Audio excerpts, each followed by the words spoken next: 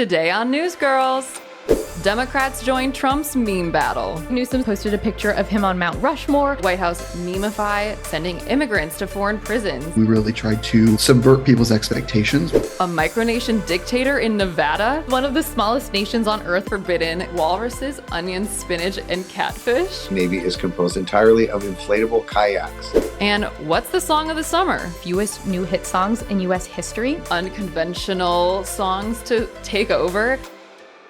Hey everyone, welcome back to Newsgirls. I'm Wren. And I'm Mabel. Let's get into the stories.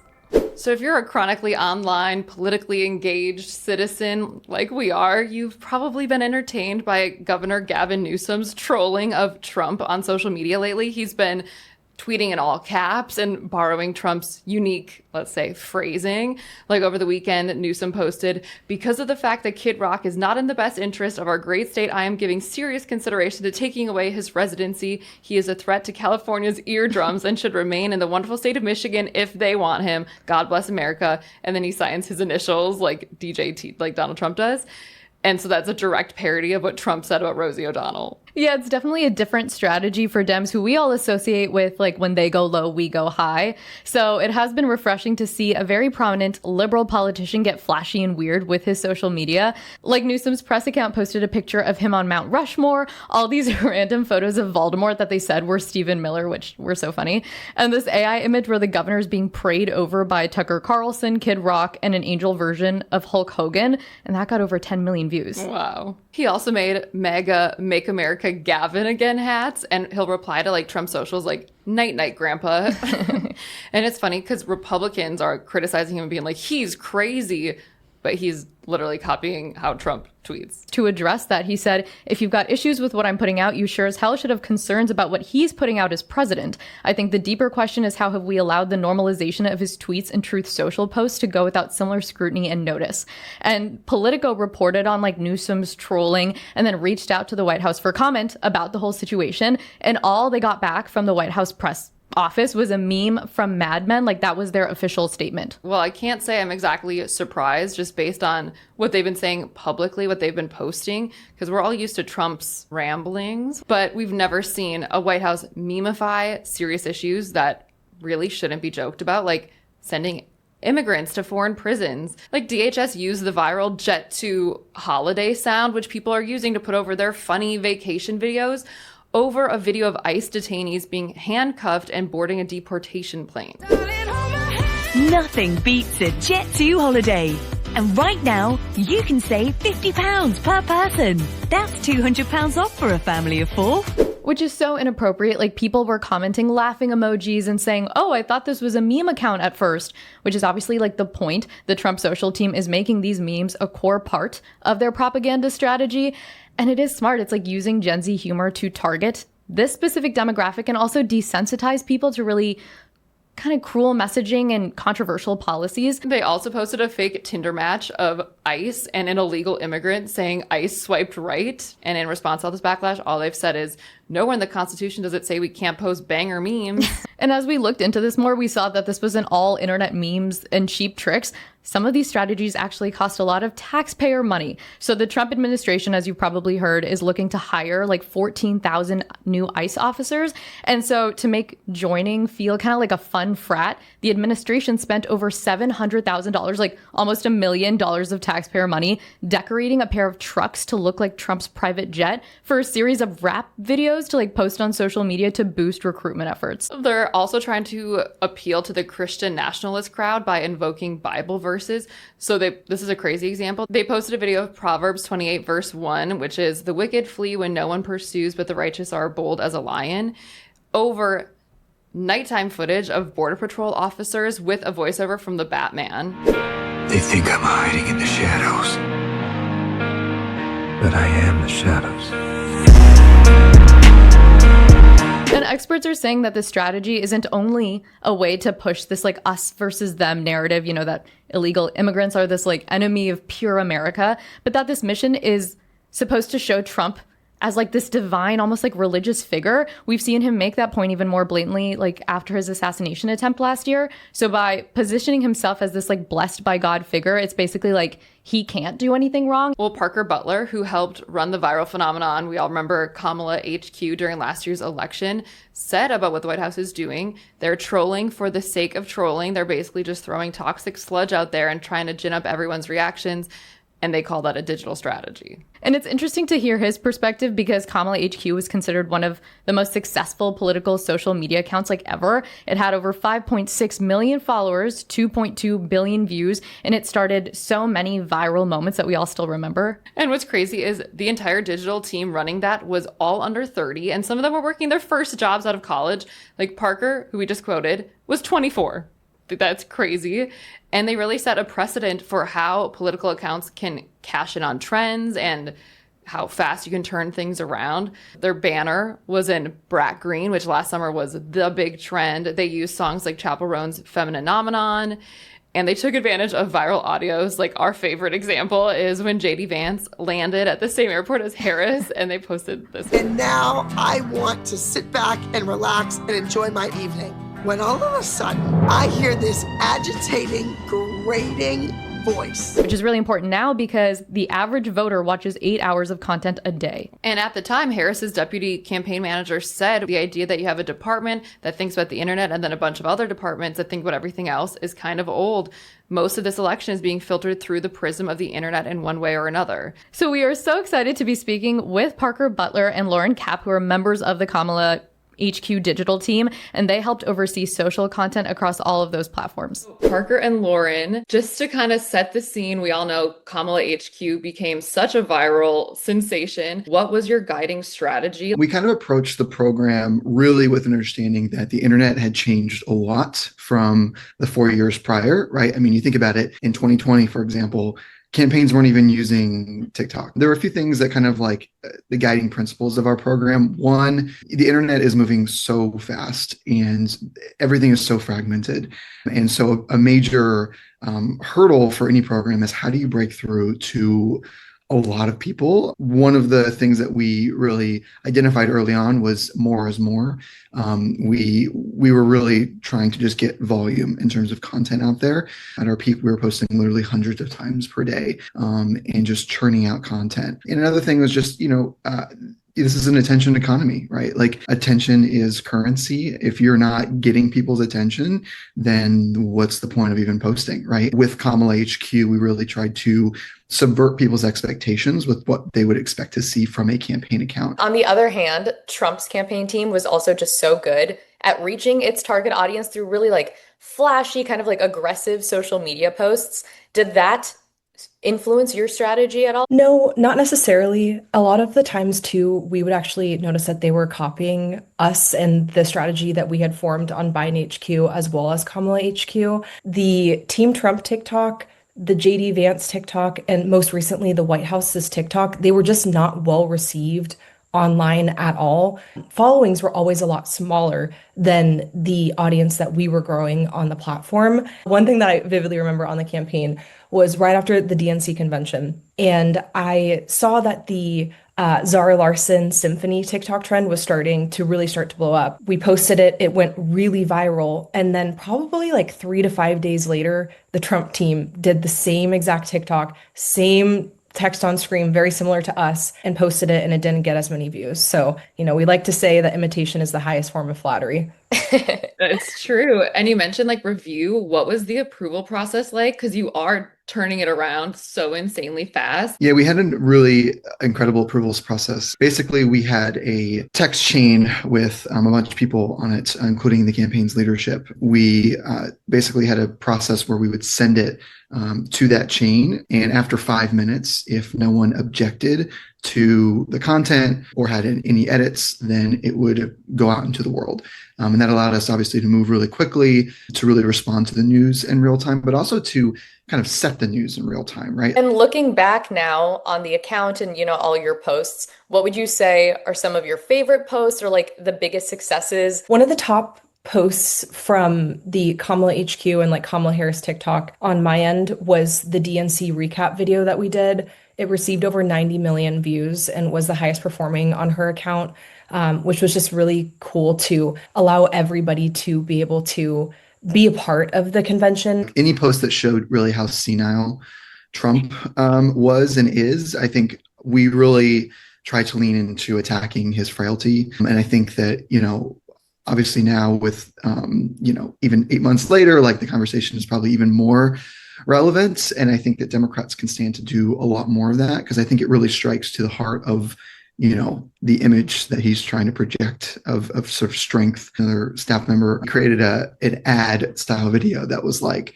Mar-a-Lago, like senior living. And it was like a commercial promoting like a senior facility right in Palm Beach. And it was just a really fun parody video. Even though KamalaHQ was a huge success, I think, like just objectively, because Vice President Harris didn't win, everyone has their criticisms about where the campaign went wrong. And I'm sure one you've seen is that she had to compromise some of her credibility by partaking in memes and TikTok culture and brat summer. What would you say to that? I think the big thing is that we weren't just doing memes and brat summer. That was one small part of a very large digital program. We actually only ever put out 2 assets on KamalaHQ that mentioned brat.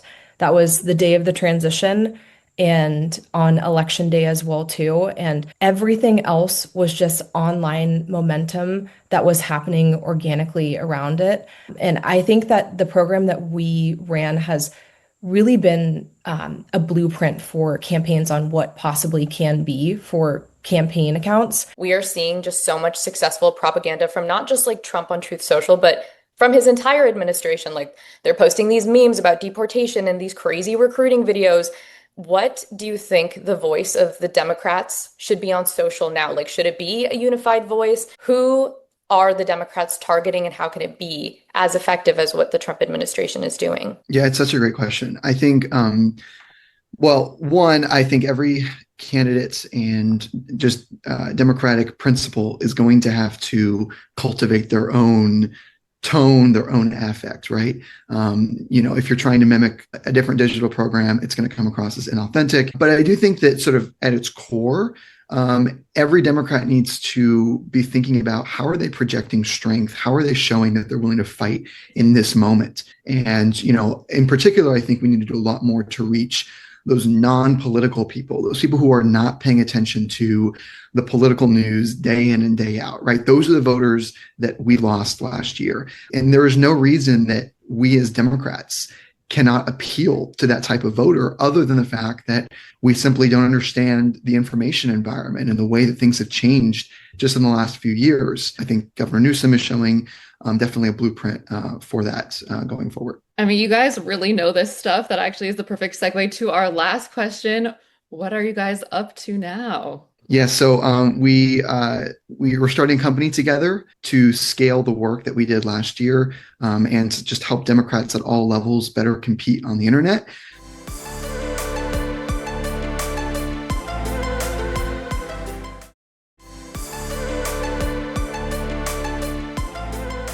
We cannot believe who we have on the show today. He's a president, he's a dictator, he's ruled for almost 50 years. Like, this is a crazy get for Newsgirls. I mean, it's the first world leader we've ever had on the show, and he talked to us from the Capitol and pulled himself away from his crazy high-stakes duties, like overseeing a Cold War. It's the president of the Micronation Molossia, His Excellency Kevin Baugh. We are thrilled to be speaking with him. And for those of you living under a rock who haven't heard of Molossia, it's one of the smallest nations on Earth. It's like 1/10 the size of the Vatican. And it's in the US. It's actually in Nevada. And even though it's a micronation, the official website says, quote, what it lacks in size, it makes up for in spirit. And there are actually thousands of micronations around the world, and the populations range anywhere from 3 to over 25,000. Molossia has a respectable 40 citizens. And micronations are any political entity whose representatives claim that they belong to an independent nation, but which obviously lack international recognition. And it looks like this micronation movement took off in the 60s and 70s, and Australia now has the most micronations in the world with like around 40, and the US has about 9, which is a lot. Yeah. Molossia is one of the most well-known and longest-running micronations in the world. It was founded in 1977, and it's a very unique place. Oh, yes. So it has its own time zone, Molossian Standard Time, which is exactly 39 minutes ahead of Pacific Time. Very good. It also hosted the first micronational Olympic Games, which coincided with the 2000 Sydney Olympics. Can't believe we didn't hear about them. And in order to enter the country, you have to go through customs and get a stamp in your passport. There's such a rich history that you can actually find in detail on their website. Apparently, Molossia was invaded in 2010 and was overthrown by like another nation for 3 days. It's also currently, like Wren said, in a Cold War with East Germany, which, as we know, no longer exists. So there's a lot going on for it being such a small country. It says it has its own Navy, Naval Academy, space program, railroad, postal service, and bank. And Molossia has forbidden guests to bring in walruses, onions, spinach, and catfish. So as you can see, running a micronation requires a lot of imagination. They're usually motivated by experimentation, political protest, artistic expression, and sometimes even criminal activity. Yeah, like there was this micronation called the Republic of Rose Island, which was this like very little man-made platform that was floating around in the middle of the Adriatic Sea. And it existed for a year until the Italian Navy came in and used explosives to like blow the entire place up because they claimed it was a tourist scam to avoid paying taxes. And then there was also the Gay and Lesbian Kingdom of the Coral Sea Islands, which was formed in 2004 in Australia in response to the country refusing to recognize same-sex marriages. But then it was dissolved in 2017 when gay marriage was legalized. As for existing micronations, the newest one is called the Republic of Slowjamistan in Southern California that was founded by a DJ in 2021, so just a couple years ago. And the Sultan bought the land for $19,000. And it's just this like random desert town where people listen to music and like Crocs are banned because he hates Crocs.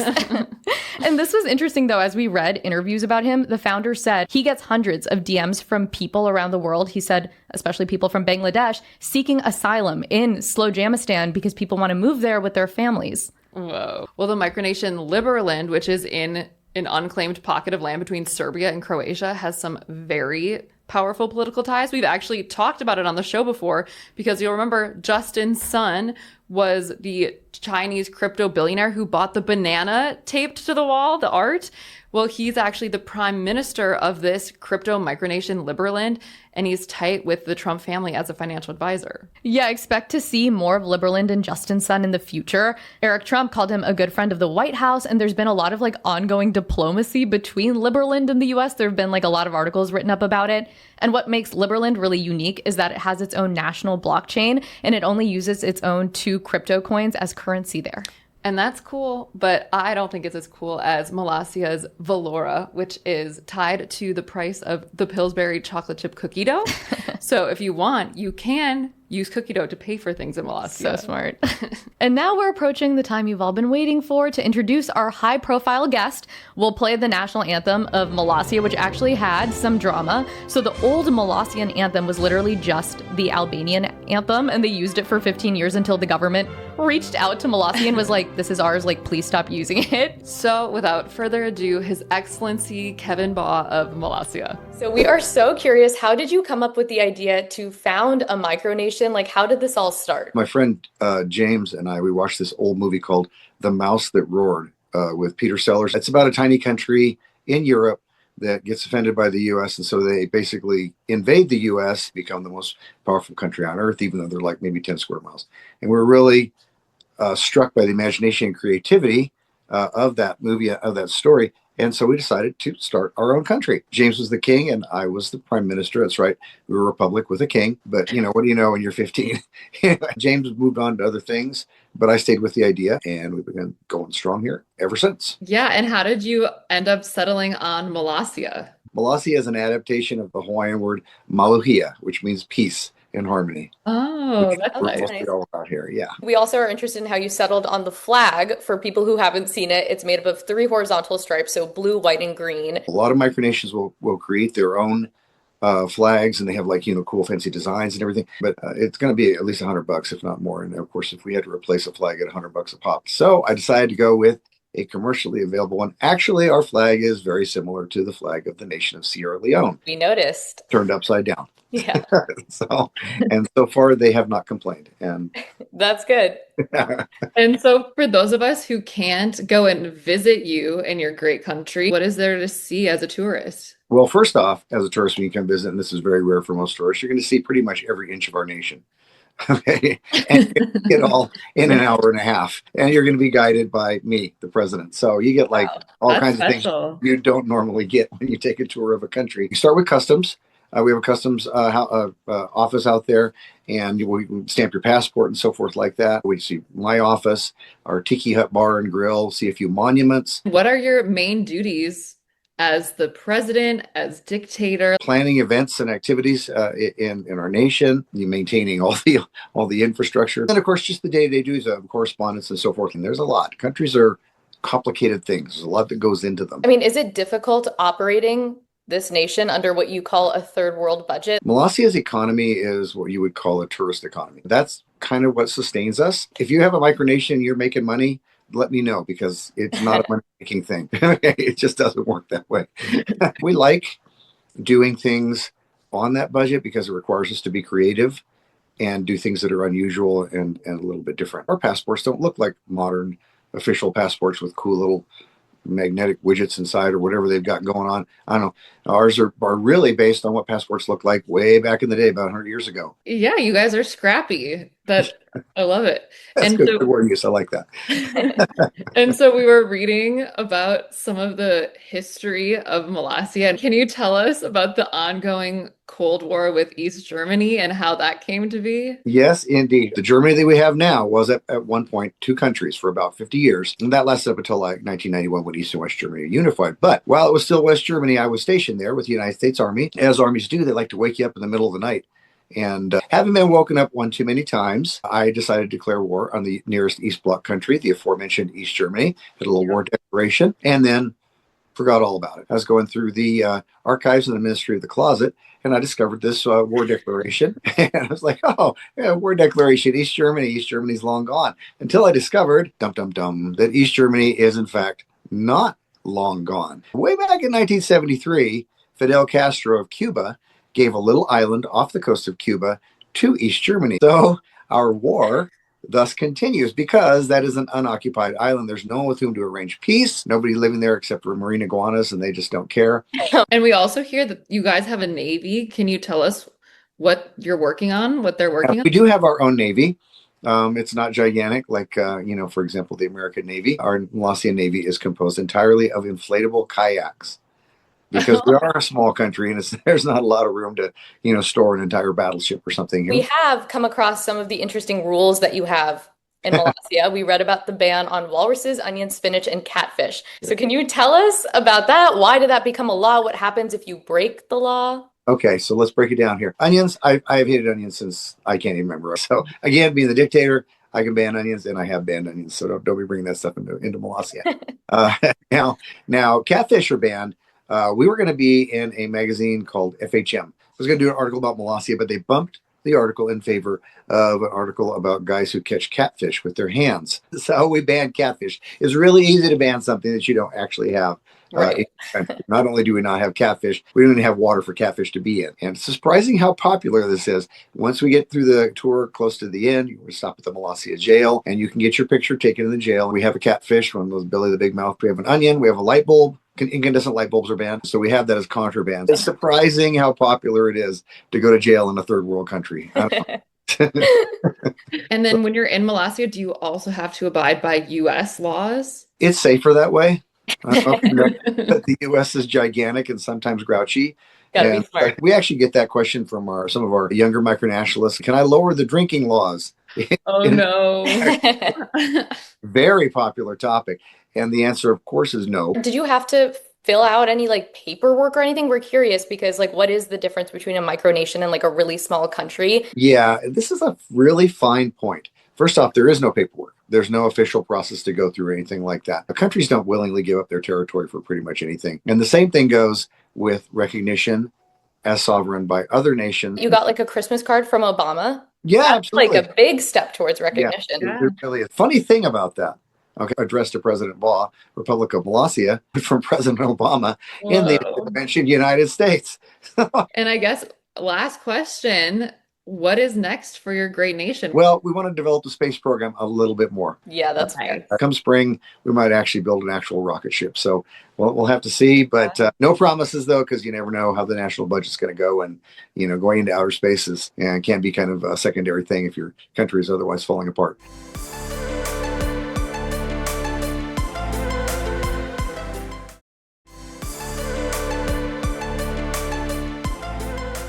So Labor Day was last weekend, which means the unofficial end to the summer. Very sad. But a question that is still circling in our minds is, why was there no song of the summer this year? Yeah, like, why does the summer feel so stale when it comes to music? There's a lot of theories floating around there. So we'll examine some of them, but chart analysts say that 2025 in general has produced the fewest new hit songs in US history. That's crazy. I know. So out of the top 10 songs that are the most listened to this year, only one was released in 2025 and the rest were years before. Which is weird because there were so many albums, and even big albums released this year. Yeah, but I guess many of the highly anticipated albums really underperformed. Think of Miley Cyrus had an album this year, Lorde had an album, and they just didn't do as well. And I actually like those albums a lot. They just didn't have one song. Yeah, and a lot of albums were also released earlier in the year, so they kind of became irrelevant by the time that summer rolled around. Lady Gaga had an album, Mac Miller had an album, but I guess the number one song of 2025 that isn't really a summer song was Ordinary by Alex Warren. And so all of these articles are this could be the song of the summer, even though I can't stand that song. I don't even mind the song. It's just not what you're going to listen to on a boat with a drink in your hand. Exactly. And so people are saying that all of these issues have created an uncharacteristically sleepy summer. So an expert said a lot of stuff was low energy. It's good for dim rooms. But like you said, I don't think that's associated with the song of the summer. And this gap has really allowed some very unconventional songs to take over. So there's 2 songs from TikTok that people are calling the unofficial songs of the summer. One of them is I Have One Daughter by the comedian Lukey. His name is really Luke Holloway, and it was part of his series turning terrible Tinder conversations into songs. So this was a real screenshot that one of his followers sent him of her conversation with the guy she matched with on Tinder. Many kids. Yes, I have one daughter. How about you? How many baby daddies do you have, if you don't mind me asking? Ellipses. I have one daughter. I understand that is she by the same father.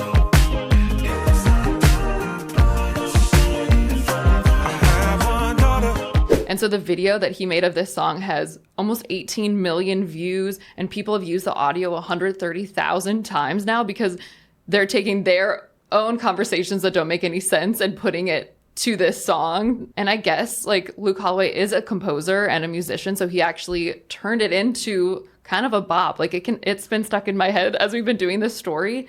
And I guess he took inspo from Adele's Send My Love to Your New Lover with the tune. And then the other one we've already referenced in this episode, it's the Jet 2 holiday song. Which is weird because it's just it's not a song, it's audio. No, it's an advertisement set to a song that came out in 2015, so 10 years ago, by Jess Glynn. The song is Hold My Hand. And actually, she was not happy when the White House made that ICE detainees video to her song. She said, "My music is about love, unity, and positivity, never about spreading hate. This post honestly makes me sick."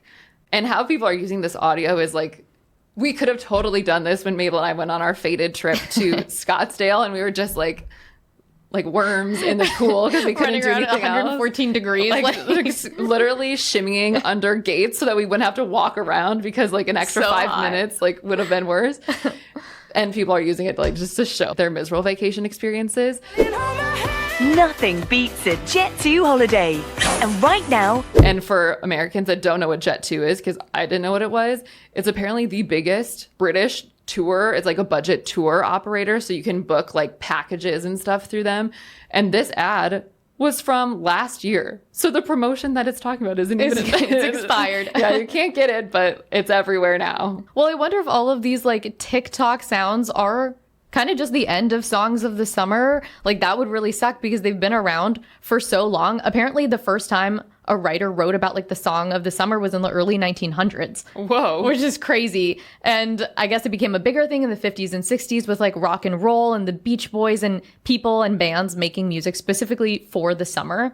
But then Billboard didn't launch a Songs of the Summer chart until 2010. And that was kind of when we were able to start like tracking what song was listened to the most this summer. This is the official one. And then MTV's like Video Music Awards introduced a Song of the Summer category in 2013.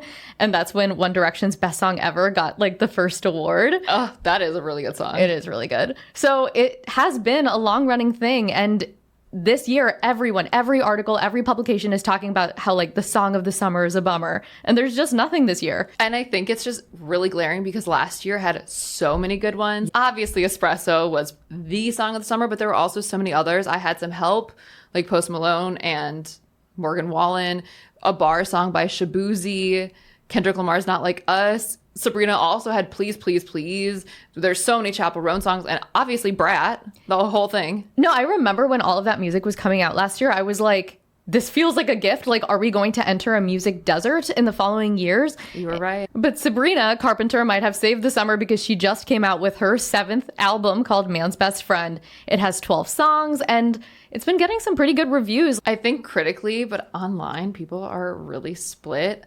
It just sounds so much like she had an album come out only a year ago. So this is a really fast turnaround. And she even said that these songs were kind of an extension of that.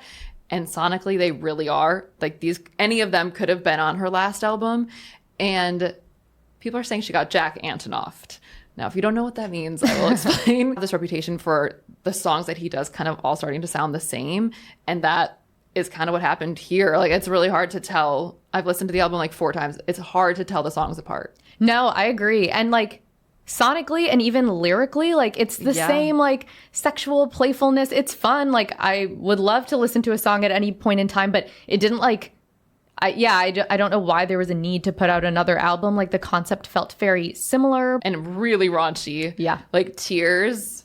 I know. I really liked it. So I love it. No, yeah. I think that's like, that is the best song. I think it's better than Man Child. Agreed. But if you don't like explicit material, do not listen to it. I also love Nobody's Son because it's extremely relatable. I also liked Sugar Talking and When Did You Get Hot? Like I felt like that was like a fun, like kind of dancey one. And have you seen like there's so much controversy about the cover. So if you haven't seen it, it's Sabrina on all fours. Like it's supposed to be like a dog. The album's called Man's Best Friend. And it's a guy in a suit grabbing her by the hair, like walking like a leash, like walking her like a dog. And some people like it because it's like funny and it's a play on words and she's like very sexual and that's her thing. And then other people are saying it's literally just like doing the thing that like you should be trying to subvert without doing the subversion part. Right.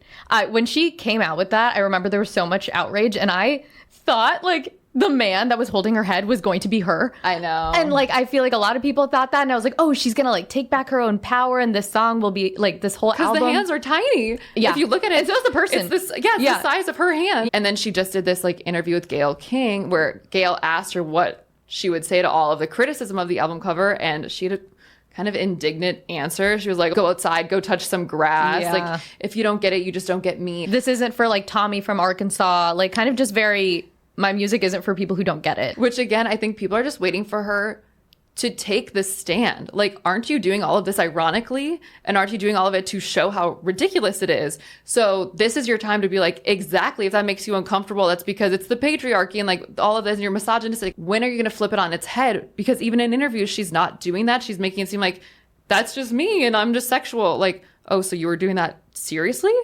No, I agree. Like, it feels like we're in like a never ending loop of like innuendos with her and it doesn't really get to a point. Yeah. And that's where it gets kind of boring. Like, it's just like, why are we doing the same thing? Like, I'm interested to see what her like tour setup is going to be. Is it going to be that different from what we saw last year? Like, I don't know. So let us know what you thought of Sabrina's album because we are hearing mixed reviews and we're interested in what everyone thinks. But if you didn't like it, there's a lot of like upcoming albums this fall that you can be excited about. Yes, so we'll go through the list. Cardi B's album comes out in just a few weeks. She posted the funniest gif. It was like SpongeBob when he's like, whoo, when Taylor announced her album was coming out after hers. And then Mabel's favorite artist in the world, Ed Sheeran, has an album coming out September 26th. He is not my favorite artist. She loves him. Wren loves him. I do love it. Mariah Carey has an album coming out the same day, very interestingly. Ooh. And then the following week, Taylor. And we'll just give it away. Spoiler alert, we are going to do a full album review, breakdown, Easter eggs, Tune everything. in. You're welcome. And then I just had to put this one in there because Lana Del Rey has an album coming out in January, so it's quite a while. And it's called Stove. I didn't know that until you put that in the research. Stove. And it's a country album. Stove. Whenever I hear someone say stove, I can only think of the bridesmaid scene where she's on the plane and the name tag says Steve, but she calls it Stove. Whatever you say, stove. It's Steve. Stove. What kind of name is that? Well, that's not a name. My name is Steve. Are you an appliance? No, I'm a man, and my name is Steve. You're a flight attendant. That's absolutely accurate.